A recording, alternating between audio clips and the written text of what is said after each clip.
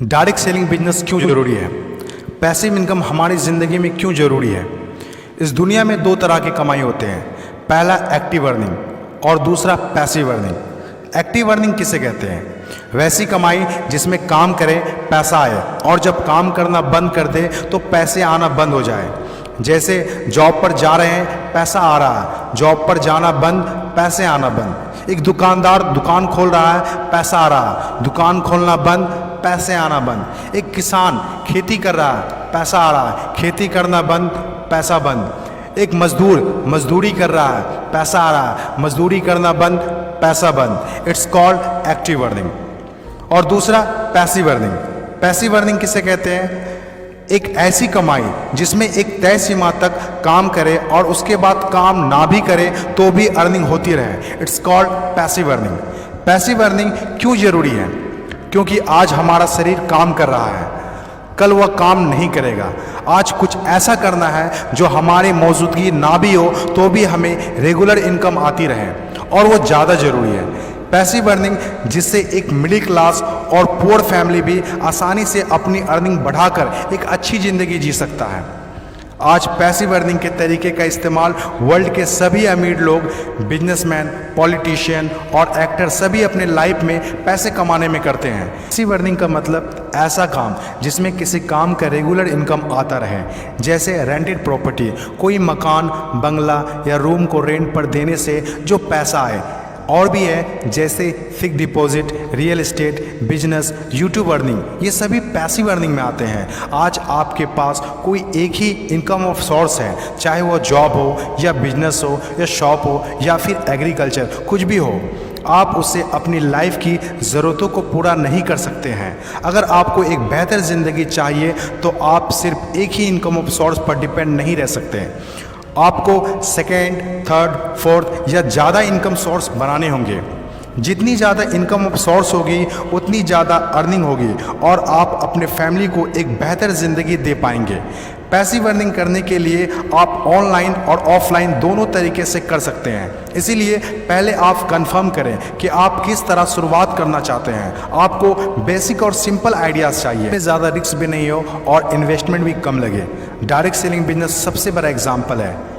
ये पैसे कमाने का वो रास्ता है जिसमें आप सिर्फ एक बार मेहनत करते हैं और कुछ ऐसे संपत्ति बना देते हैं जो आपको ज़िंदगी भर पैसे कमा के दे सकें।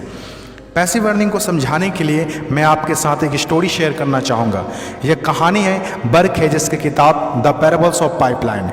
एक छोटे से गांव में दो दोस्त रहा करते थे, ब्रूनो और पाब्लो, जो बड़े सपने देखा करते थे। एक दिन किसी न किसी तरह वो गांव के सबसे अमीर आदमी बन जाएंगे। वो दोनों काफ़ी मेहनती थे, उन्हें तो बस एक मौके की तलाश थी और एक दिन उन्हें वह मौका मिल गया। उस गांव में एक समस्या थी। गांव वाले को पानी लाने के लिए नदी में जाना होता था और आधा दिन पानी लाने में ही गुजर जाता था। वो दोनों ने गांव वालों से बात की कि वो नदी से पानी लाकर उन्हें देंगे और उसके बदले कुछ पैसे लेंगे। गांव वालों को ये बात अच्छी लगी। अगले दिन दोनों ने एक एक बाल्टी पकड़ी और नदी की तरफ चल दिए कि हर बाल्टी के लिए 10 रुपये दिए। ब्रूनो बहुत खुश हुआ, लेकिन पाब्लो को इतनी ज़्यादा खुशी नहीं थी। पाब्लो को बाल्टी ढोने की वजह से उसके पीठ में दर्द हो रहा था और हाथों में छाले पड़ गए थे। अगली सुबह फिर से उन्हें ढोने की बात सोचकर ही दहशत हो रही थी। पाब्लो ने नदी से गांव तक पानी लाने का एक अच्छा आइडिया सोचा। जब अगली सुबह दोनों अपनी अपनी बाल्टी उठाकर जाने लगे तो पाब्लो ने कहा, ब्रूनो मेरे पास एक आइडिया है। चंद सिक्कों के बदले मैं दिन भर बाल्टी ढोने की वजह क्यों ना हम नदी से गांव तक पाइपलाइन बना दें।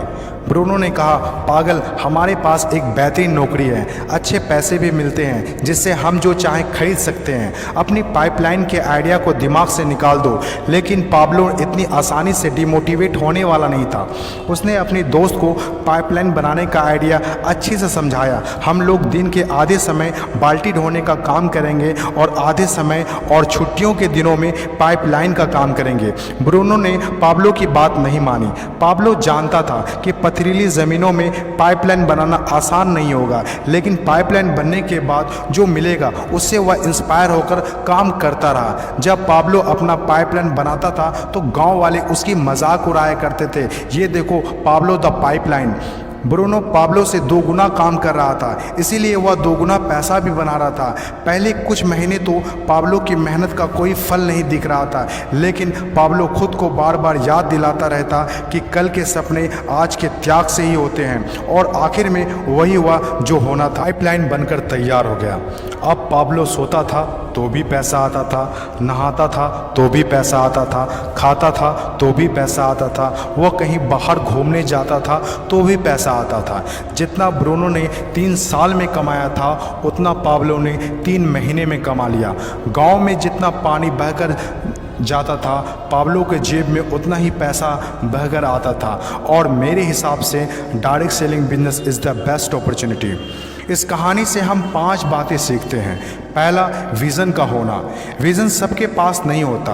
विज़न जो आंखों से नहीं सोच से देखी जाती है। इस दुनिया में 5% लोग के पास ही विज़न होता है और वही इस दुनिया में कुछ बड़ा करते हैं।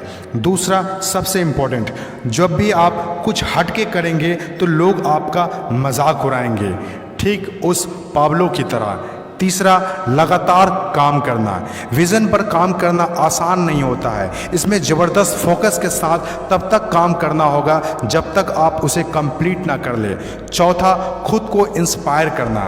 अपने आप को इंस्पायर करने के लिए वो देखना होगा जो पाइपलाइन बनने के बाद आपको मिलेगा। अपने सपनों को विजुलाइज करना होगा ताकि अपने आप को मोटिवेट और इंस्पायर कर सके।